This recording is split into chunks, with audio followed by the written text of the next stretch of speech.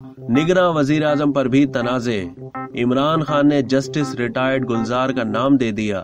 शहबाज शरीफ का मशावरत से इनकार। निगरां वजीर आजम की तकर्रुरी पर भी तनाज़े पैदा हो गया।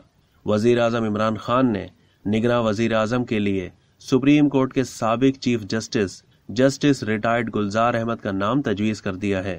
साबिक अपोजिशन लीडर और मुस्लिम लीग नून के सदर शहबाज शरीफ ने निगरां वजीर आजम के लिए नाम देने से इनकार करते हुए कहा है कि वो इस अमल का हिस्सा नहीं बनेंगे क्योंकि ये गैर कानूनी है।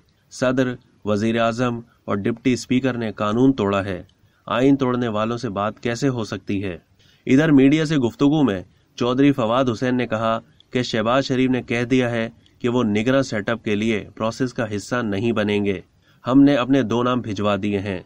शहबाज शरीफ अगर वजीर आजम के लिए नाम नहीं देते तो उनमें से एक नाम फाइनल हो जाएगा। शहबाज शरीफ मुशावरत का हिस्सा नहीं बनते तो ये उनकी अपनी मर्जी है। पीर को जारी अलामिया के मुताबिक वजीर आजम ने आइन के आर्टिकल 224(1)(a) के तहत निगरां वजीर आजम की हैसियत से गौर के लिए जस्टिस रिटायर्ड गुलजार अहमद का नाम तजवीज़ किया है। इधर सदर मुमलिकत डॉक्टर आरिफ अलवी को वजीर आजम इमरान खान का निगरां वजीर आजम के हवाले से खत मौसूल हो गया है। अब तक के लिए इतना ही।